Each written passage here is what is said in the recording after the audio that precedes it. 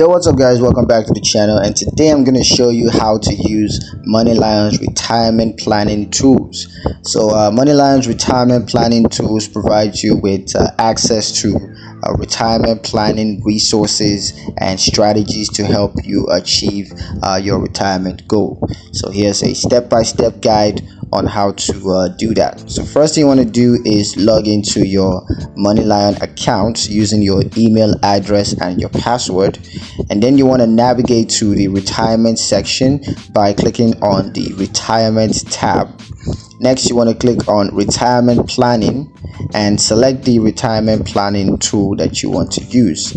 You're gonna need to enter your retirement goals, and once that's done, just follow the retirement planning strategies, and that's gonna help you to achieve your retirement goals. So yeah, that's pretty much it on how to use Moneylion's retirement planning tools.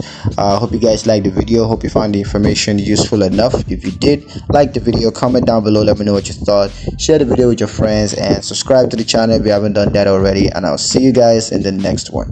Peace.